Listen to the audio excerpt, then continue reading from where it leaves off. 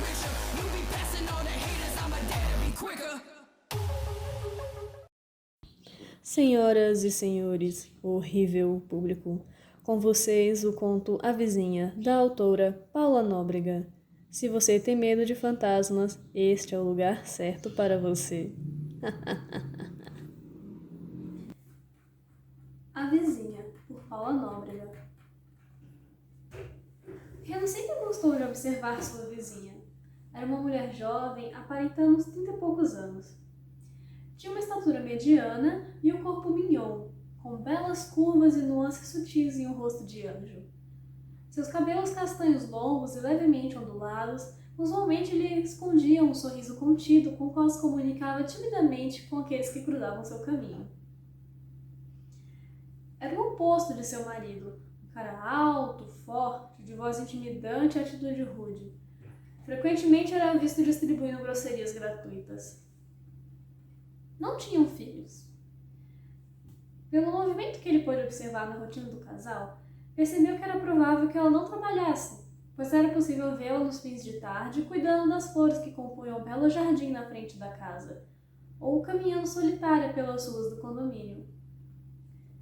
Reno até se esforçava para não dar-lhe tanta atenção, mas era fascinado por seu jeito meigo e simples de viver.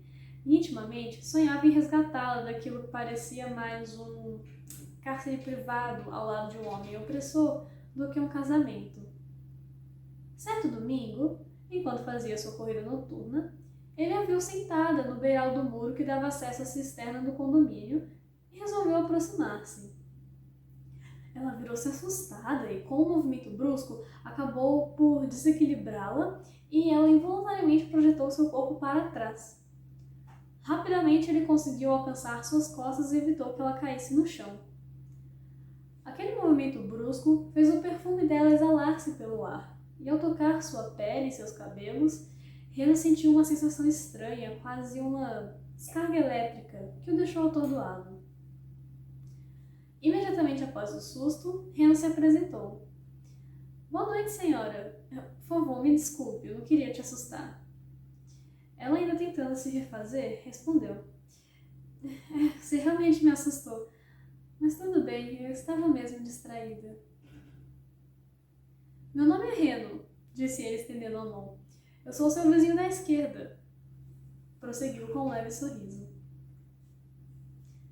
Ana, respondeu ela com um olhar cabisbaixo. Acho que eu já ouvi algumas vezes. Está tudo bem com você, Ana?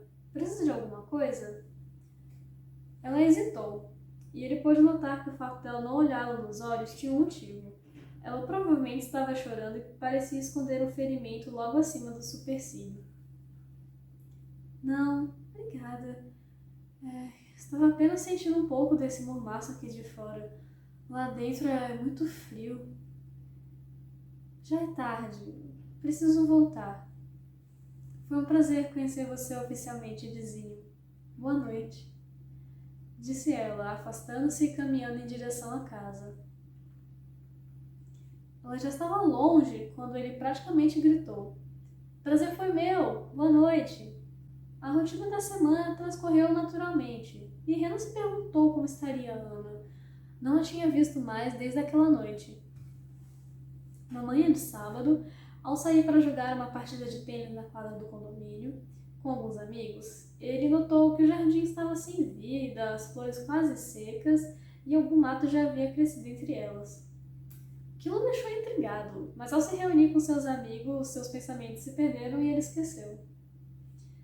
Acordou no domingo com o barulho do vizinho, que colocava várias ferramentas na caçamba da caminhonete e pensou até em reclamar. Afinal, ainda não era nem 7 da manhã.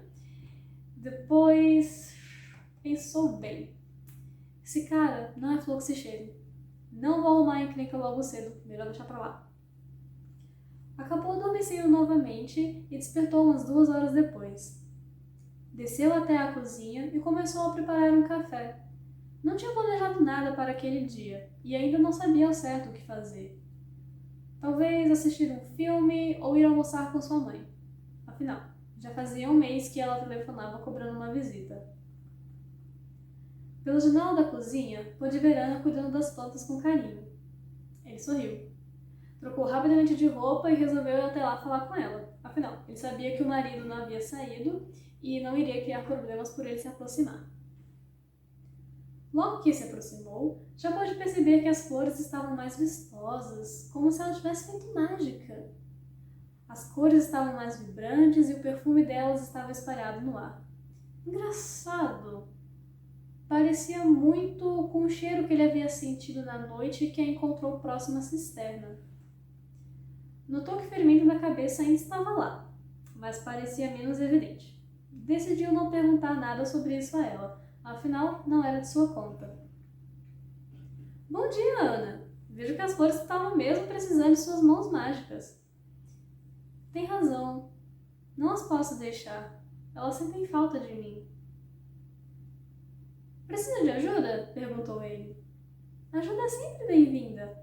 Pode pegar um saco de fertilizantes que está guardado ali na garagem?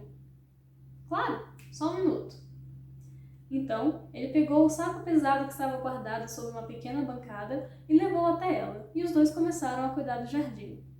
Não havia muita conversa. Na maioria das vezes, ela apenas fazia gestos indicando a ele o que fazer, e os dois estavam se entendendo bem, ainda que não falassem tanto. Ao terminarem, Ana disse que o mínimo que ela poderia fazer para retribuir a ajuda era lhe oferecer um lanche. Eles entraram e ela lhe serviu um suco e um sanduíche. Não era muito elaborado, mas estava realmente muito bom, e eles acabaram conversando um pouco mais. Ela definitivamente era doce e encantadora. Tinha um jeito calmo e suave em seus gestos, era tímida e meiga. A conversa não foi muito profunda. Mesmo assim, deu a ele uma dimensão maior do que acontecia ali. Ana havia conhecido Bruce, seu marido, na faculdade, onde cursava serviço social. Cara dela, por sinal. E ele cursava direito. Antes de terminar o curso, eles se casaram e ela decidiu trancar o curso. O tom usado para contar tal informação dava a entender que a decisão não havia sido dela. Mesmo assim, ela não demonstrava raiva. Apesar de ser fascinante, Ana parecia uma plantinha seca. Tão cuidadosa com seu jardim, mas consigo mesmo parecia indiferente, como se não tivesse mais vivacidade. Ele até quis perguntar mais, mas não queria ser invasivo. Ele gostaria de estar com ela mais vezes, talvez para ser amigo. Na verdade, estava encantado. Queria algo mais e não sabia se aquilo era apenas uma enorme viagem de sua cabeça ou se poderia ser possível que acontecesse. Quando terminaram, ela disse: Antes de ir embora, queria te pedir mais uma coisa. Está vendo aquela porta? Disse apontando para a lateral direita do corredor logo após a cozinha. Ela dá acesso ao porão.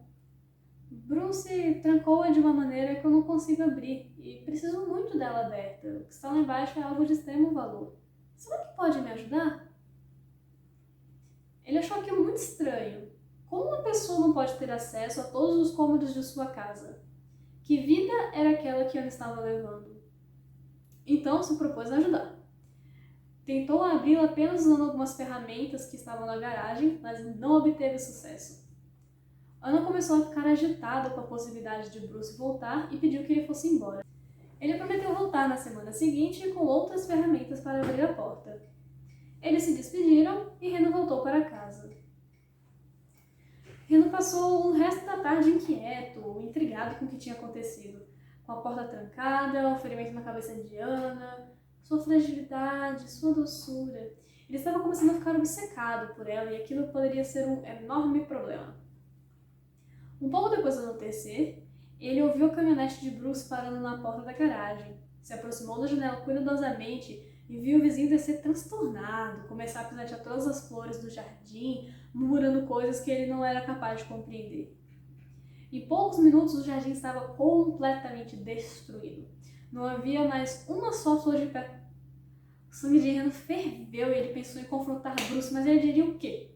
Não havia como tomar partido se prejudicar Ana. E ele temeu por ela, por sua integridade física, mas não podia fazer nada. Resolveu ficar de tocaia e observar o movimento na casa.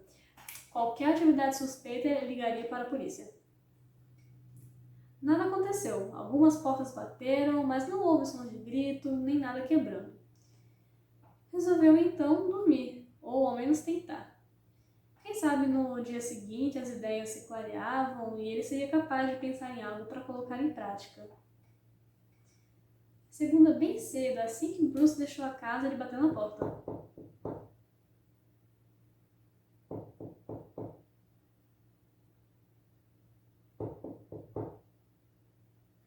Não obteve resposta.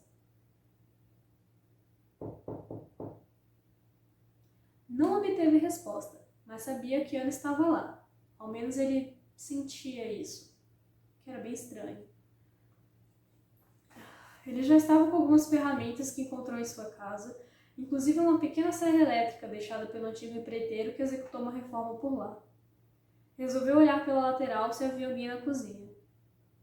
Estava vazia, e então ele chamou por Ana e começou a ouvir o que parecia ser um grito sufocado, vindo de algum lugar. Não pensou duas vezes, arrombou a porta da cozinha e percebeu que Ana pedia socorro e parecia estar presa no porão. Ana, não se preocupe, eu estou aqui, eu vou te tirar daí. Então, ligou a máquina e começou a serrar a porta para tentar abri-la.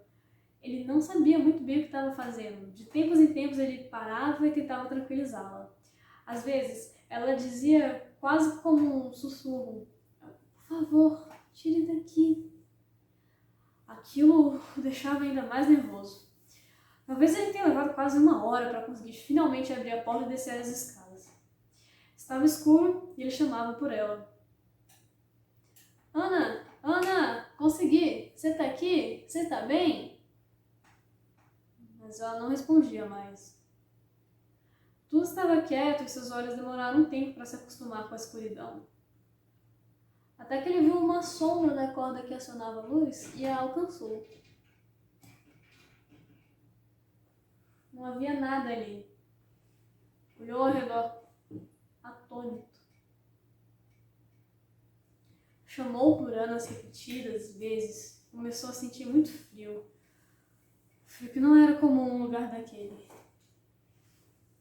Começou a olhar mais atentamente por todo o cômodo, até que então ele pôde avistar, em um canto escuro e isolado, um freezer velho fechado com cadeado. Um arrepio percorreu toda a extensão de sua espinha e seus cabelos e pelos ficaram todos eletrificados. Ele se aproximou e, com o martelo que estava pendurado em seu cinto, quebrou o cadeado em um só golpe. Respirou fundo e abriu a tampa do freezer. Dentro dele, como se apenas dormisse, repousava o corpo da jovem Ana. Então, em seu ouvido esquerdo ele escutou: "Obrigada, Reno, por me libertar." E um toque suave de um beijo fez corar sua bochecha. Ele não teve medo. Uma onda de paz o invadiu. E ele, então, olhou para ela ali, sem vida, com uma ferida na cabeça. Não conseguia compreender exatamente o que estava acontecendo. Pegou o celular e ligou para a polícia. As viaturas chegaram rapidamente. Muitas perguntas sem resposta. O legista disse não ser capaz de precisar o dia da morte, visto que o corpo havia sido congelado.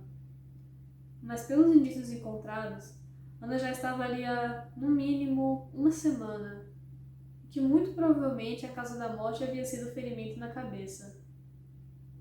Reno perdeu os sentidos. Durante os minutos que ficou desmaiado, ouviu novamente Ana sussurrar: "Obrigada, Reno, por me encontrar. Agora, a justiça será feita." Ao acordar, ele percebeu que ela havia partido e jamais retornaria. Bruce foi julgado e condenado, pegando prisão perpétua. Tempos depois, enquanto passeava no parque, Reno viu uma moça que o assustou pela sua enorme semelhança com Ana. Seu nome era Sofia. Ela também era doce e meiga. Então eles se apaixonaram e estão esperando sua primeira filha. O nome que deram a ela? Ana. Fim. Esse é o conto A Vizinha, da autora Paula Nóbrega. Eu sou Elisa Ferreira Silveira, intérprete do conto, autora e dona do site Bye Bites, organizando o mês das criaturas. Se você conhece alguém ou você é vítima de violência doméstica, não hesite em ligar para o 190. Não faça como o reno que não meteu a colher. Pode meter a colher. Muito obrigada pela atenção e bye bye!